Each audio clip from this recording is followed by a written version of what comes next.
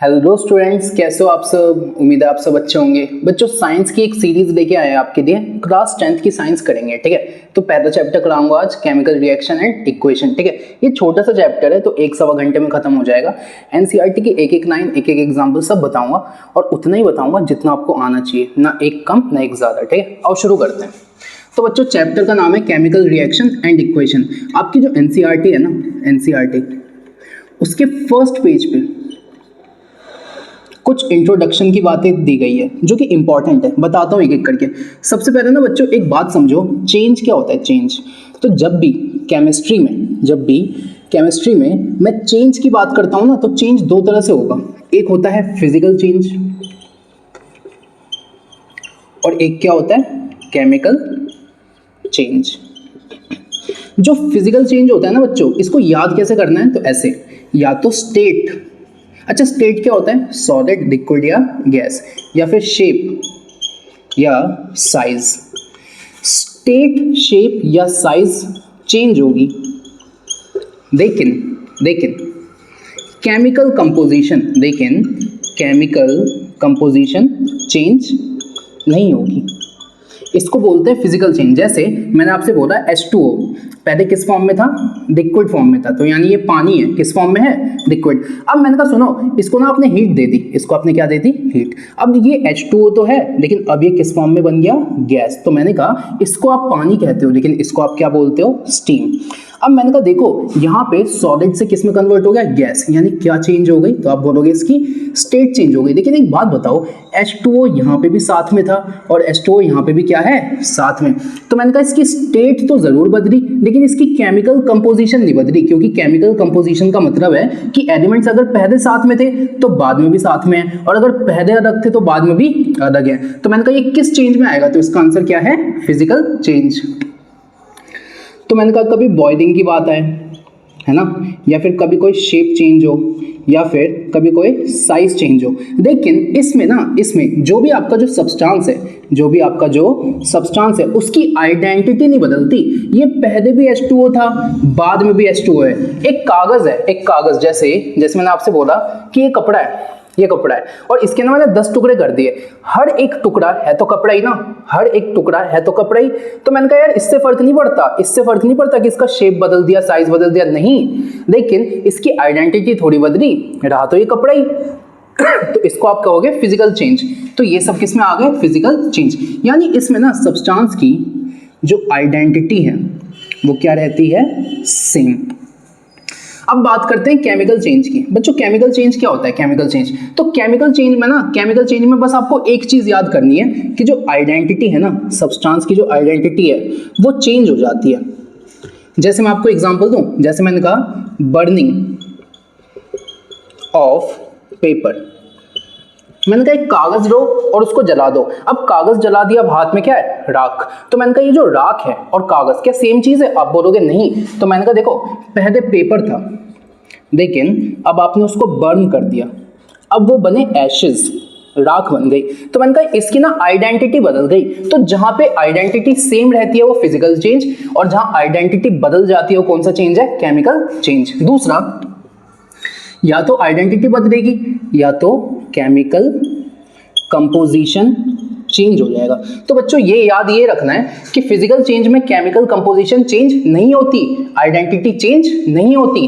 Chemical change में identity change हो जाती है, केमिकल कंपोजिशन चेंज हो जाती है। तो केमिकल कंपोजिशन यहाँ चेंज हो जाती है। जैसे मैंने कहा पानी H2O लिक्विड फॉर्म में, लेकिन ना अब मैंने इसको इलेक्ट्रिसिटी दे दी, तो ये हाइड्रोजन गैस और ऑक्सीजन गैस इसमें टूट जाता है। इसको कहते हैं इलेक्ट्रोलाइसिस। आगे बात करेंगे इसके। तो मैंने कहा देखो, यहाँ पे H2O साथ में था, लेकिन यहाँ पे अलग अलग है, तो मैं यहाँ पे बोलूंगा जो केमिकल कंपोजिशन है ना वो हो गई चेंज।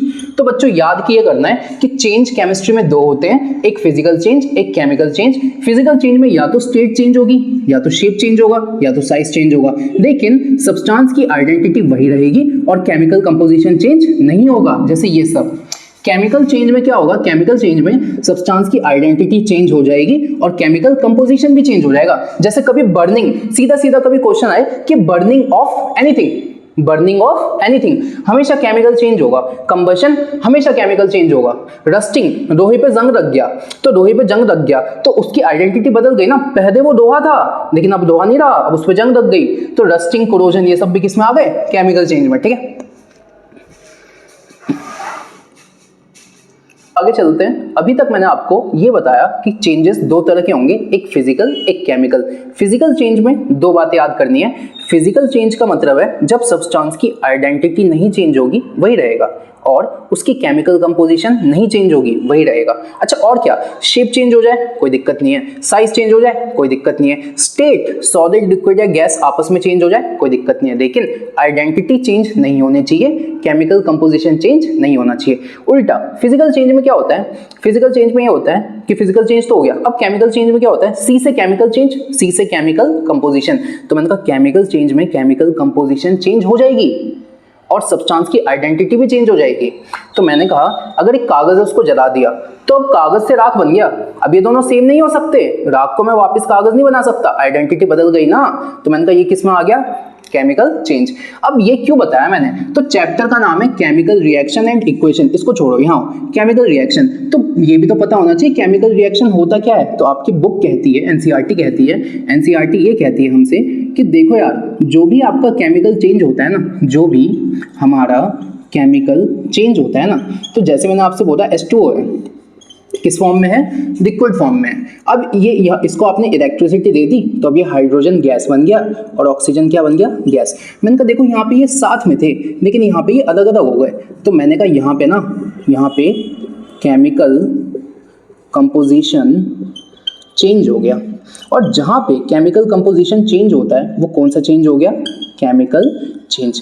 अब मैंने कहा केमिकल चेंज होने के लिए रिएक्शन कैसे गई होगी, तो आप बोलोगे भैया देखो पहले पानी थी फिर आपने बिजली दे दी, गैस बन गई और गैस बन गई। तो मैंने कहा कि ये एक रास्ता है, ये एक पाथ है किसका, केमिकल चेंज का, ये एक रास्ता है किसका, केमिकल चेंज का, और रास्ता ऐसे जा रहा है, यहाँ से ऐसे, यहाँ से ऐसे, मतलब यहाँ से आगे की तरफ एक रास्ता जा रहा है, इसी केमिकल चेंज के रास्ते का नाम है केमिकल रिएक्शन। इसी केमिकल चेंज के रास्ते का क्या नाम है, केमिकल रिएक्शन। कभी क्वेश्चन आए what is a chemical reaction, सीधा answer the path of a chemical change is called chemical reaction. ठीक है, अब आगे देखेंगे। ये एनसीईआरटी के फर्स्ट पेज का इंट्रोडक्शन था, इतना तो आपको आना चाहिए। अब देखना बच्चों, अब यहाँ से मेन चैप्टर अपना शुरू होगा। अब ना हमें समझना है जो नेक्स्ट टॉपिक है बुक के हिसाब से, वो है characters of a chemical reaction. मतलब अगर कोई केमिकल रिएक्शन है तो उसके क्या क्या कैरेक्टर्स होंगे। तो बच्चों इसके ना टोटल 5 कैरेक्टर्स होंगे। कितने कैरेक्टर्स होंगे, 5। तो आपका क्वेश्चन आंसर भी है कैरेक्टर्स का क्या मतलब है। जैसे मैं बोलता हूँ ये व्हाइट बोर्ड है, इसके क्या कैरेक्टर्स हैं, तो आप बोलोगे भैया देखो इस व्हाइट बोर्ड का ये कैरेक्टर है कि ये व्हाइट है, दूसरा कैरेक्टर है ये बोर्ड है, तीसरा कैरेक्टर है इस पे आप लिख सकते हो, चौथा कैरेक्टर है मिटा भी सकते हो, पांचवा कैरेक्टर ये है कि देखो ना इसका शेप है रेक्टेंगल शेप का है, छठा कैरेक्टर क्या है, मैंने कहा ये व्हाइट बोर्ड व्हाइट है, इसका मतलब ये ब्लैक नहीं है, तो ये भी तो कैरेक्टर है, समझे। तो ये सब इसके कैरेक्टर्स हैं। वैसे ही मैंने कहा अगर कोई केमिकल रिएक्शन है तो उसके भी तो कुछ कैरेक्टर्स होंगे। तो कितने कैरेक्टर्स हैं, 5। देखो कैसे याद करता हूं इसको, मैं कैसे याद रखता हूं, S T C G और P ऐसे याद करता हूं मैं, STCGP, STCGP। S से होता है change in state, change in state. T से होता है change in temperature, change in temperature. C से होता है change in colour, change in colour. G से होता है evolution of gas, evolution of gas. और P से होता है formation of precipitate, formation of precipitate.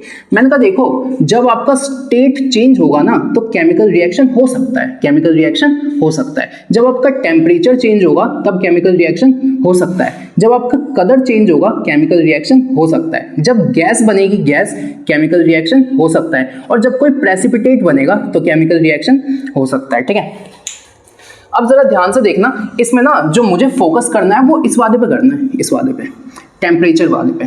तो इसको ध्यान से समझेंगे। बाकी तो जैसे जैसे हम चैप्टर पढ़ते जाएंगे बाकी तो क्लियर होते जाएंगे, लेकिन टेम्परेचर वाला थोड़ा खास इंपॉर्टेंट है तो उसको भी देख लेते हैं। मैंने कहा जब मैं बात करता हूँ चेंज इन टेम्परेचर की, जब मैं किसकी बात करता हूँ, चेंज इन टेम्परेचर की, तो कभी आपसे क्वेश्चन आएगा ना कि on the basis of temperature, on the basis of temperature जो केमिकल रिएक्शंस हैं, जो केमिकल रिएक्शंस है on the basis of temperature कितने टाइप की है, तो आपका आंसर होगा 2 टाइप की। पहले का नाम है एक्सोथर्मिक केमिकल रिएक्शन और दूसरे का नाम है, देखो यहां पे एक्सो लिखा है ना तो जस्ट उल्टा endothermic chemical reaction, endothermic chemical reaction. अब बच्चों देखो एक्सो का मतलब होता है बाहर, एक्सो का क्या मतलब होता है, बाहर जाना, यानी एक ऐसी केमिकल रिएक्शन जहां पे या तो हीट या फिर हीट की जगह आप एनर्जी भी बोल सकते हो, एक ऐसी केमिकल रिएक्शन जहां पे हीट या एनर्जी बाहर जाएगी। अब बाहर जाएगी यानी रिलीज होगी, बाहर जाएगी यानी रिलीज होगी, ठीक है। अच्छा, और एंडो का मतलब होता है अंदर, तो आप बोलोगे एक ऐसा केमिकल रिएक्शन, एक ऐसा केमिकल रिएक्शन जहां हीट या फिर एनर्जी अंदर जाएगी, इनसाइड।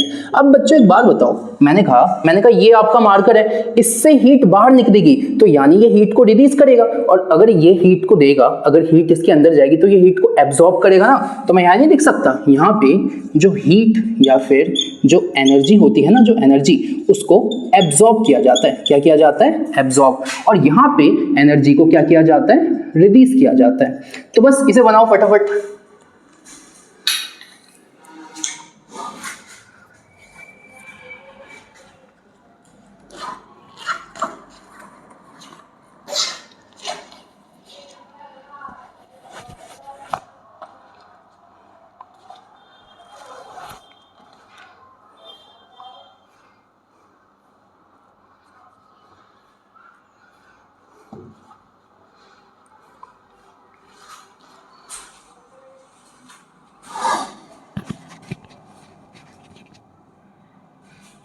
हो गया, ठीक है।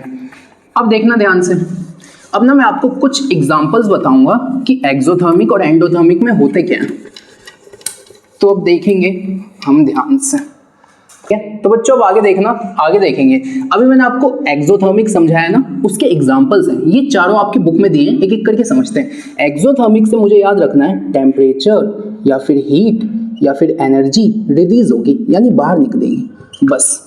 तो मैं कहता हूं सबसे पहला एक्सोथर्मिक का एग्जांपल है कंबशन रिएक्शन। बच्चों कोई भी एक ऐसी रिएक्शन है ना जिसमें आग लग रही है, मैंने आपसे पूछा कि एक कोयला है, कोयला उसको मैंने जला दिया, ठीक है, कोयले को मैंने जला दिया, तो आप बोलोगे भैया सुनो, कोयले को आपने जला दिया यानी कोयले को आप जलाने के लिए हीट तो दे रहे हो, कोयले को आप जलाने के लिए हीट तो दे रहे हो। तो मैंने कहा अगर मैं हीट दे रहा हूं, अगर मैं हीट दे रहा हूं तो जिसमें हीट देते हैं वो एंडोथर्मिक और जिससे हीट निकलती है वो एक्सोथर्मिक। तो मैंने कहा कि इसका मतलब कंबशन रिएक्शन तो एंडोथर्मिक में होना चाहिए, बिल्कुल सही बात है। लेकिन बच्चों सुनो, जब भी आग लगती है ना तो जितनी हीट आग देती है ना उससे ज्यादा हीट निकलती है। मैं ये कहना चाहता हूं कि अगर मैं एक पेपर को जलाऊंगा ना, एक पेपर को, तो मैं थोड़ी सी हीट दूंगा, लेकिन वो थोड़ी सी हीट से वो बहुत सारी हीट बनेगी कि नहीं बनेगी। तो मैंने कहा जब भी कंबशन रिएक्शन होगा ना, कंबशन मतलब जलने वाला रिएक्शन, तो हमेशा हीट निकलेगी, यानी जो कंबशन रिएक्शन होगा, कभी भी कंबशन दिखे ना आपको, बर्निंग कंबशन कुछ भी दिखे, तो आंसर आंख बंद करके एक्सोथर्मिक सही होगा। समझ आया आपको? तो मैंने कहा सबसे पहला एग्जांपल है कंबशन रिएक्शन। तो मैंने कहा जो नेचुरल गैस होती है ना, जो नेचुरल गैस होती है हमारे एनवायरनमेंट में, उसका नाम है मीथेन। आगे आप पढ़ोगे कि मीथेन का फॉर्मूला होता है CH4, कार्बन हाइड्रोजन 4। तो मैंने कहा ये CH4 नाम की एक गैस है, ठीक है, जिसका क्या नाम है, मीथेन। अच्छा, अब बच्चों किसी भी चीज को जलाना है ना तो हमें ऑक्सीजन गैस देनी पड़ेगी। क्या देनी पड़ेगी? ऑक्सीजन। जैसे मैं इन दोनों को दूंगा ना, इन दोनों को आपस में मिक्स करूंगा तो इसकी बर्निंग होगी, इसकी क्या हो जाएगी, बर्निंग। और जैसे ही इसकी बर्निंग होगी ना ये टूट जाएगा और बनेगा CO2 gas plus H2O gas plus और क्या बनेगा, CO2 बनेगा, H2O बनेगा, प्लस हीट बनेगी, हीट प्लस लाइट बनेगी, लाइट। समझ आया आपको बच्चों? देखो किसी भी चीज को जलाऊंगा तो CO मतलब देखो CH4 को जलाऊंगा तो CO2 H2O मिली, उसके बाद जलाऊंगा तो गर्मी भी तो मिलेगी, हीट मिलेगी, और बच्चों जो आग निकलती है उसकी रोशनी भी तो होती है, तो लाइट भी बनेगी। तो ये किसका एग्जाम्पल हो गया? कंबशन का। और ये कैसी रिएक्शन है? तो आंसर क्या है? Exothermic reaction.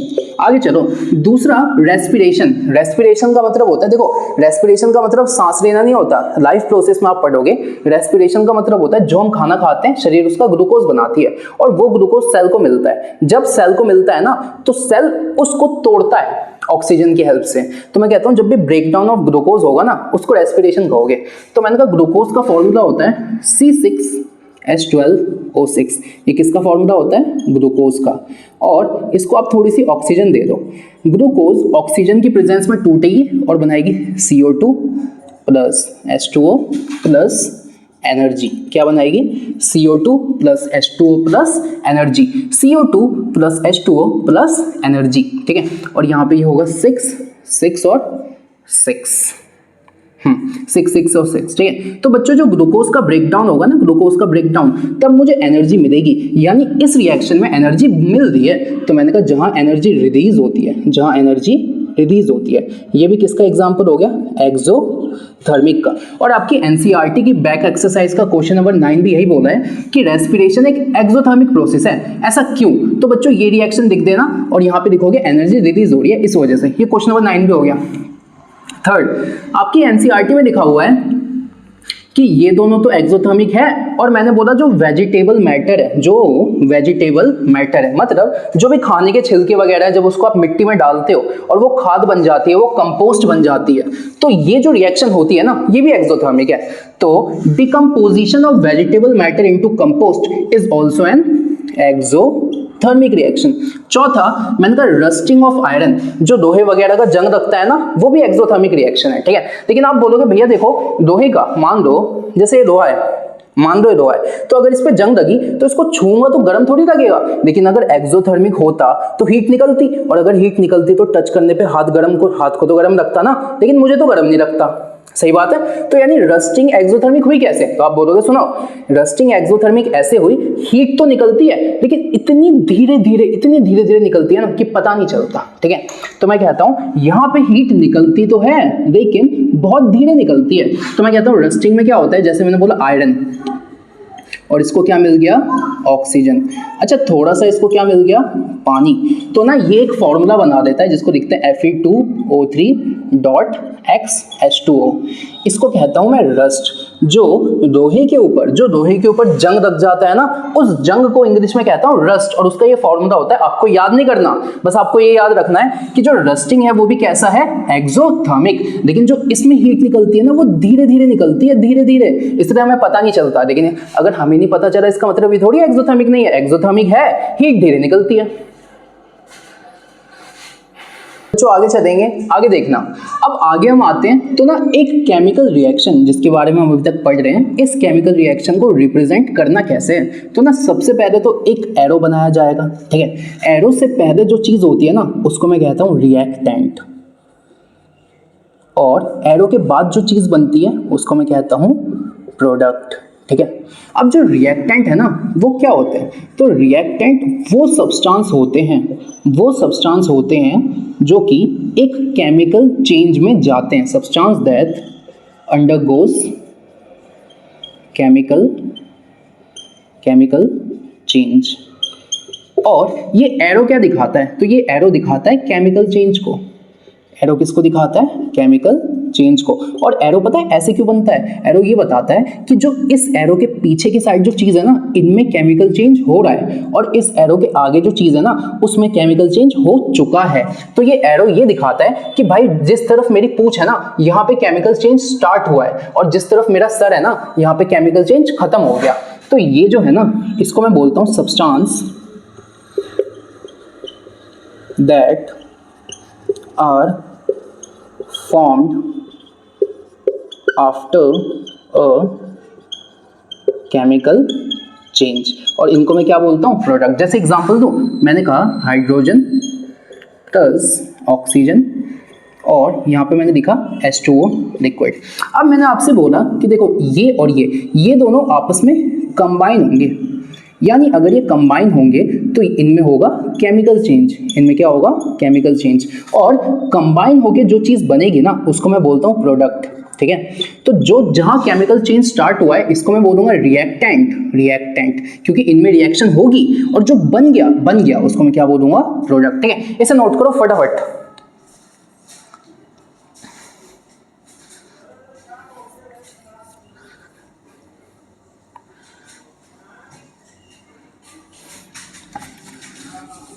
ठीक है,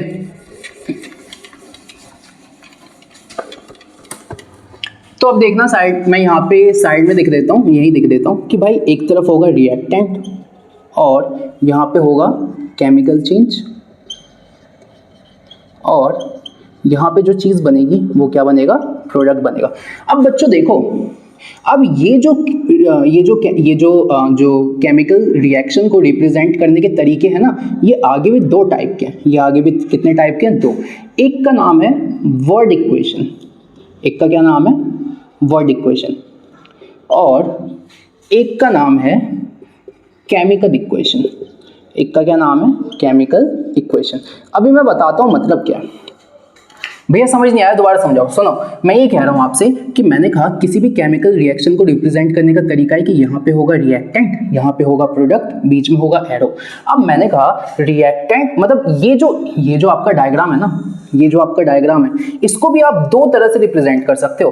पहले का नाम है वर्ड इक्वेशन, पता है क्यों? क्योंकि मैंने आपसे बोला कि मैंने यहाँ पे लिखा हाइड्रोजन और मैंने यहाँ पे लिखा ऑक्सीजन, और मुझे यहाँ पे क्या मिला, तो यहाँ पे आप बोलोगे क्या बन गया, हाइड्रोजन ऑक्सीजन से क्या बन गया, पानी। तो मैंने कहा देखो ये जो पार्ट है ये वाला पार्ट क्या होता है रिएक्टेंट, अच्छा, और ये जो पार्ट है ये वाला पार्ट क्या होता है प्रोडक्ट। तो मैंने कहा कि एक ऐसा केमिकल रिएक्शन जिसमें रिएक्टेंट और प्रोडक्ट दोनों को मैंने किस फॉर्म में दिखाया, तो आप बोलोगे in form of words, in form of words.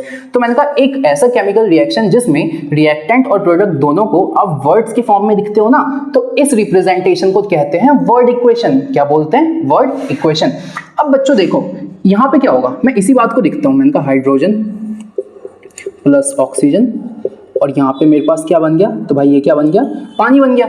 मैंने कहा अब ये बताओ ये क्या है, तो आप बोलोगे ये है आपका रिएक्टेंट। अच्छा ये क्या है, तो ये है अपना प्रोडक्ट। अब मैंने कहा एक बात ध्यान दिया आपने, यहाँ पे रिएक्टेंट और प्रोडक्ट को किस फॉर्म में दिखा, वर्ड। तो जब रिएक्टेंट और प्रोडक्ट को वर्ड्स की फॉर्म में दिखोगे ना तो उसका नाम है वर्ड इक्वेशन। लेकिन जब रिएक्टेंट और प्रोडक्ट को आपने यहाँ किस फॉर्म में दिखा है, तो दिखा है इन फॉर्म ऑफ सिंबल्स। तो जब रिएक्टेंट और प्रोडक्ट को सिंबल्स के फॉर्म में दिखोगे ना तो उसका नाम है केमिकल इक्वेशन। दोबारा सुनना, केमिकल रिएक्शन को रिप्रेजेंट करने का तरीका है रिएक्टेंट प्रोडक्ट। इसको दो तरह से दिख सकते हो, जब रिएक्टेंट और प्रोडक्ट को वर्ड्स के फॉर्म में दिखोगे तो वर्ड इक्वेशन, जब रिएक्टेंट और प्रोडक्ट को सिंबल्स के फॉर्म में दिखोगे तो केमिकल इक्वेशन। अब बच्चों चैप्टर का नाम देखो, केमिकल रिएक्शन एंड इक्वेशंस। तो इक्वेशंस ऐसे भी बनती है, ऐसे भी बनती है। हम ऐसे बनाएंगे, समझ आया आपको? समझ आया? तो केमिकल रिएक्शन का मतलब है रिएक्टेंट से बनेगा प्रोडक्ट, और इसको रिप्रेजेंट करने के तरीके को बोला जाता है इक्वेशन। केमिकल रिएक्शन इसे कहते हैं और केमिकल इक्वेशन इन्हें कहते हैं, ठीक है। तो बच्चों आगे चलेंगे, आगे देखना आगे। अब मैं कहता हूँ केमिकल इक्वेशन, सुनो। अब केमिकल इक्वेशन का क्या मतलब है, जब आपने एक केमिकल रिएक्शन को सिंबल्स के फॉर्म में दिखा दिया ना तो अब मैं केमिकल इक्वेशन बोलूंगा। अब बच्चों इस पूरे चैप्टर में ना कभी कभी मैं केमिकल रिएक्शन बोलूंगा, कभी कभी मैं केमिकल इक्वेशन बोलूंगा, लेकिन आप समझ जाना कि केमिकल रिएक्शन का मतलब है कि रिएक्टेंट से प्रोडक्ट बन रहा है, और केमिकल इक्वेशन का मतलब है रिएक्टेंट से प्रोडक्ट तो बन रहा है लेकिन सिंबल्स के फॉर्म में दिखा रहे हैं, बस और कोई फर्क नहीं है। असल में केमिकल इक्वेशन केमिकल रिएक्शन का ही एक पार्ट है। जब मैं केमिकल रिएक्शन को सिंबल्स के फॉर्म में दिखाऊंगा ना तब मैं केमिकल रिएक्शन को केमिकल इक्वेशन कह सकता हूं, बस और कोई फर्क नहीं है। तो चाहे मैं केमिकल इक्वेशन लिख दूं या मैं केमिकल रिएक्शन लिख दूं, बात एक ही है, ठीक है, बात एक ही है, बस केमिकल रिएक्शन को सिंबल्स के फॉर्म में दिखाया है। अब मैंने कहा ये दो टाइप का होता है, एक को मैं कहता हूँ बैलेंस और एक को मैं क्या कहता हूँ, अनबैलेंस। बैलेंस केमिकल इक्वेशन और अनबैलेंस केमिकल इक्वेशन। इसका पता है क्या मतलब है? इसका ये मतलब है कि यहाँ पे रिएक्टेंट से क्या बनता है, प्रोडक्ट, और यहाँ पे भी रिएक्टेंट से क्या बनता है, प्रोडक्ट। अच्छा फर्क क्या है फिर? फर्क ये है कि यहाँ पे बैलेंस है ना, बैलेंस, इसका मतलब रिएक्टेंट के पास जितने नंबर ऑफ एटम्स होंगे ना, रिएक्टेंट के पास जितने नंबर ऑफ एटम्स होंगे, रिएक्टेंट के पास जितने नंबर ऑफ एटम्स होंगे ना, उतने ही नंबर ऑफ एटम्स किसके पास होंगे? प्रोडक्ट के पास। तो number of atoms in product. अच्छा मैं सीधा सीधा ये नहीं बोल सकता इसके पास जितने एटम्स होंगे उतने ही इसके पास होंगे, यानी मैं कहता हूँ रिएक्टेंट का जितना भी मास होगा वो प्रोडक्ट के मास के बराबर होगा। सिंपल सी बात है, बैलेंस का मतलब एक तराजू होता है, दोनों तरफ बराबर। तो मैंने कहा बैलेंस का मतलब है रिएक्शन में जितने आइटम्स होंगे प्रोडक्ट में भी उतने होंगे, रिएक्टेंट का जितना मास होगा प्रोडक्ट का भी उतना होगा। अनबैलेंस का मतलब ऊपर नीचे। तो मैंने कहा अनबैलेंस का ये मतलब है भाई, अनबैलेंस का ये मतलब है कि रिएक्टेंट के पास जितने नंबर ऑफ एटम्स होंगे ना, number of atoms of reactant is not equal to number of atoms of product. ये बात कह सकता हूं। अब मैंने कहा एटम्स ही बराबर नहीं है तो मास भी तो बराबर नहीं होगा, तो मैं बोलूंगा mass of reactant is not equal to mass of product. ऐसा कह सकता हूं क्या? अच्छा भैया एग्जांपल दो, एग्जांपल तो यार दे दो भाई, एग्जांपल दे दो। मैंने कहा हाइड्रोजन गैस, ऑक्सीजन गैस, और यहाँ पे बन गया H2O लिक्विड। ठीक है ठीक है ठीक है। अब मैं यहाँ पे मैं 2 लगाऊंगा और यहाँ पे 2 लगाऊंगा। अब आप बोलोगे ऐसा क्यों किया? तो देखो यार, मैंने कहा कोई भी जो एलिमेंट है ना वो कितने हैं उसके पीछे वाले से देखो। तो मैंने कहा यहाँ पे 2 है और इस 2 को इससे मल्टीप्लाई करो, तो यानी हाइड्रोजन है कितने? 2 2 ज़ा 4। अब ऑक्सीजन कितने हैं? तो पीछे तो 1 है और यहाँ पे 2 है, तो 2 × 1 ऑक्सीजन कितने हैं? 2। अब यहाँ देखो, तो मैंने कहा H2O को देखो, पहले H2O को, H2O, तो मैंने कहा H2O। अब मैंने कहा ये 2 नंबर तो हाइड्रोजन का होगा और 1 नंबर किसका होगा? ऑक्सीजन। तो मैंने कहा अब देखो हाइड्रोजन कितने हैं? 2 और ऑक्सीजन कितने हैं? 1, और इस पूरे के आगे क्या लगा हुआ है? 2। तो बच्चों इस 2 की इससे भी मल्टीप्लाई कर दो और इससे भी, तो सीधा सीधा हाइड्रोजन कितने आ गए? 4 और ऑक्सीजन कितने आ गए? 2। तो मैंने कहा यहाँ पे हाइड्रोजन कितने हैं? 4 और ऑक्सीजन कितने हैं? 2। अच्छा ये बताओ प्रोडक्ट में हाइड्रोजन कितने हैं? 4, रिएक्टेंट में हाइड्रोजन कितने हैं? 4, प्रोडक्ट में ऑक्सीजन कितने हैं? 2, रिएक्टेंट में ऑक्सीजन कितने हैं? 2। तो मैंने कहा जितना वजन रिएक्टेंट का है उतना ही किसका है? प्रोडक्ट। यानी ये जो रिएक्शन है ये किसके अंदर आ गई? Balance chemical equation. यहाँ पे आओ, यहाँ पे तो अगर मैं यहाँ पे सीधा ये लिखता hydrogen plus oxygen gives H2O, तो मैंने कहा देखो यहाँ पे 2 हाइड्रोजन है, यहाँ पे भी 2 हाइड्रोजन है, लेकिन यहाँ पे 2 ऑक्सीजन है और यहाँ पे 1 ही ऑक्सीजन है, यानी ये आपस में इक्वल नहीं है। तो ये किसके अंदर आ गई? Unbalance chemical equation. आगे बच्चों आपकी एनसीईआरटी कहती है कि अनबैलेंस केमिकल इक्वेशन का एक और नाम है और वो नाम है स्केलेटल केमिकल इक्वेशन। ठीक है, तो अनबैलेंस इक्वेशन का एक और नाम है स्केलेटल केमिकल इक्वेशन, इसे भी ध्यान रखना। ठीक है, नोट करो। तो बच्चों अब आगे चलेंगे और आगे एनसीईआरटी की कुछ और इंपॉर्टेंट लाइंस। ये एनसीईआरटी बहुत अच्छी किताब है, बस बशर्ते समझ आनी चाहिए कि क्या लिखा है। अब देखो जरा ध्यान से कि ना मैंने कहा कि जो इक्वेशन है वो 2 टाइप की है, या तो बैलेंस या तो अनबैलेंस। बैलेंस इक्वेशन में जितना रिएक्टेंट का मास है उतना ही प्रोडक्ट का मास है, जितने एटम रिएक्टेंट में है उतने ही प्रोडक्ट में है। अच्छा अनबैलेंस में क्या है? अनबैलेंस का दूसरा नाम है स्केलेटल। अनबैलेंस का दूसरा क्या नाम है? स्केलेटल, पहला पॉइंट। दूसरा, अनबैलेंस में जितने एटम्स रिएक्टेंट में हैं उतने प्रोडक्ट में नहीं है, क्योंकि तभी तो अनबैलेंस है। जितना मास रिएक्टेंट का है उतना प्रोडक्ट का नहीं है, तभी तो अनबैलेंस है। अब मैंने कहा कि जितनी साइंस के अंदर यानी रियल वर्ल्ड के अंदर जितनी भी रिएक्शंस होती है ना बेटा, 100% रिएक्शन बैलेंस होती है। समझना, अनबैलेंस जैसी कोई चीज होती ही नहीं है। जो सिस्टम है, जो नेचर है, वो हमेशा इक्विलिब्रियम मतलब इक्वालिटी यानी स्टेबिलिटी मेंटेन करता है। जितना आपको चाहिए ना उतना देना भी पड़ेगा, समझ आया? ये कहती है साइंस। तो साइंस में अनबैलेंस जैसी कोई चीज होती नहीं है, ये थ्योरेटिकल चीज है जिसे पढ़ाना चाहिए था तो पढ़ा दिया। ठीक है, तो हमेशा जितनी भी रिएक्शन होगी ना, चाहे वो कैसी भी दिखे हो, लेकिन हमें हमेशा उसको बैलेंस करके दिखना है। क्यों? क्योंकि साइंस में अनबैलेंस जैसा कुछ होता ही नहीं है।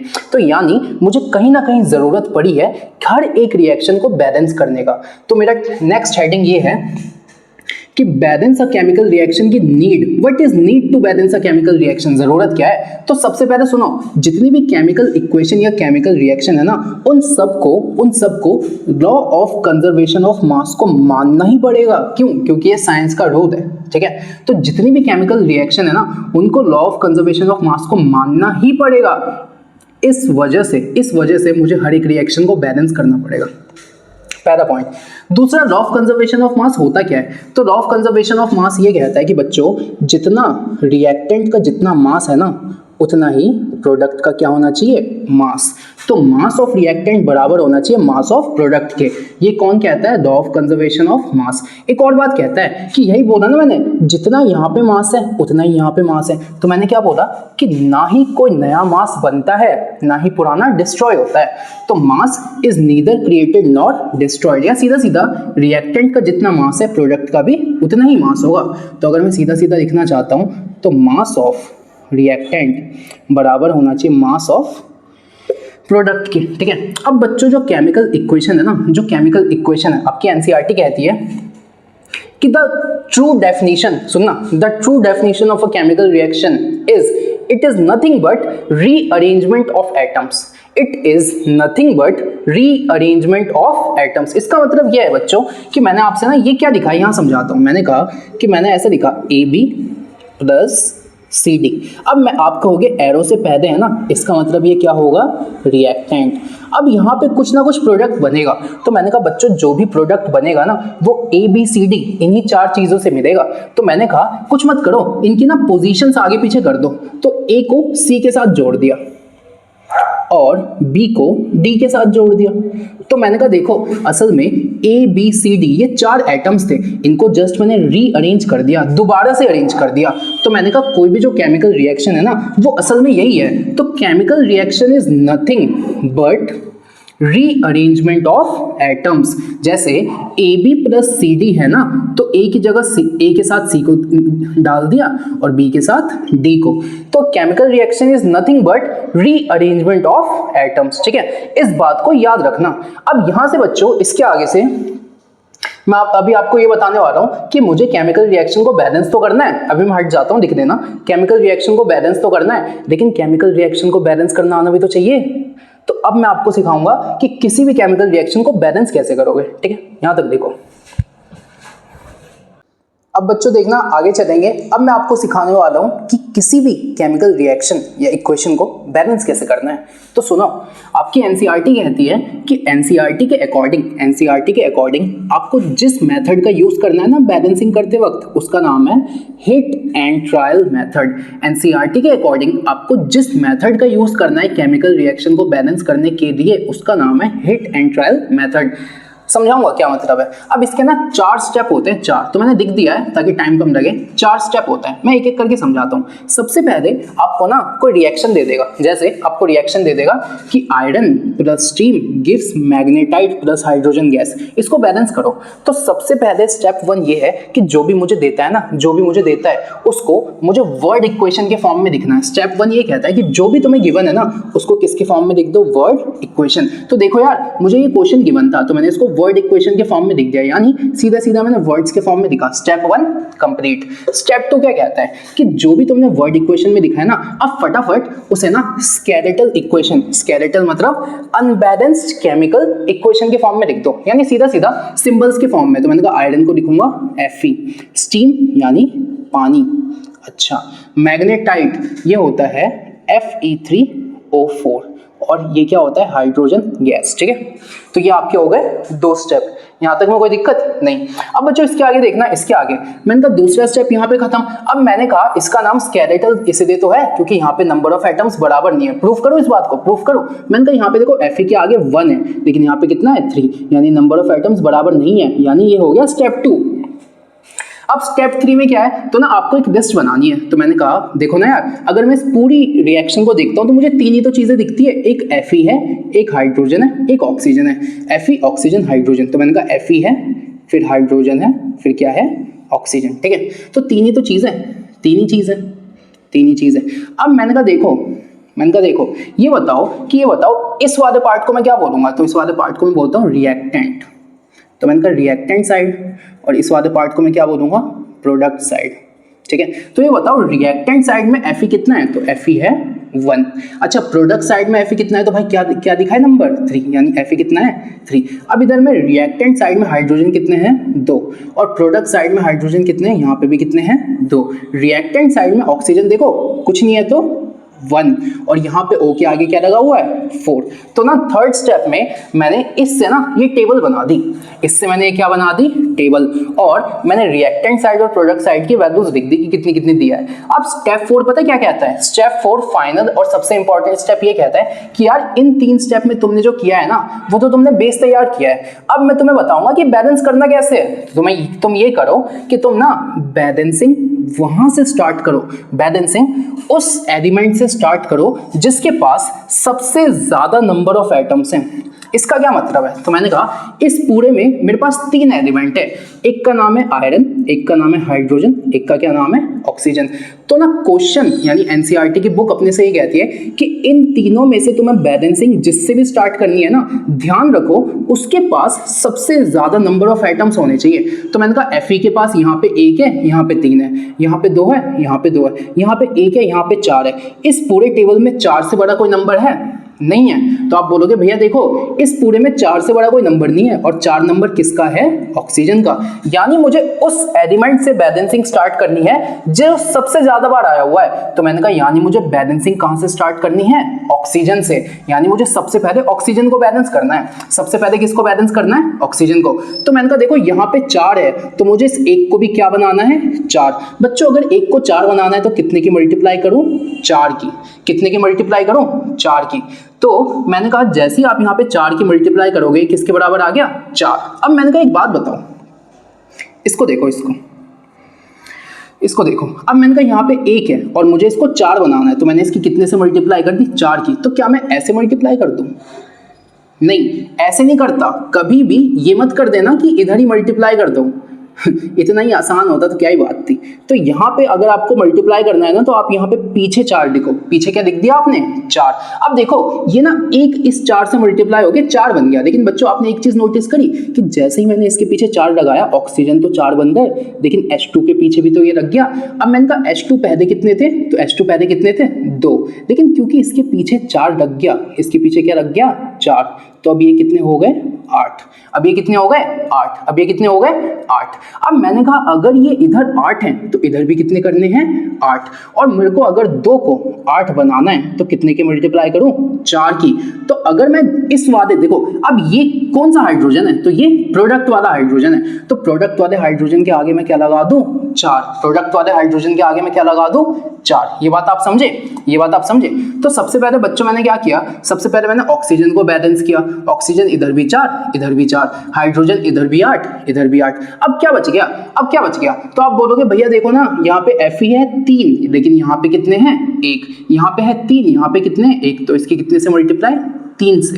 तो ये कितना बन गया, 3। यानी इसके आगे मैंने क्या लगा दिया, 3। तो जो मेरे पास आया है वो ये आया है 3Fe plus 4H2O gives Fe3O4 plus 4H2। अब आप देखो यहाँ पे सब कुछ बैलेंस है, मैं चेक कर रहा हूँ। Fe 3 है, Fe 3 है।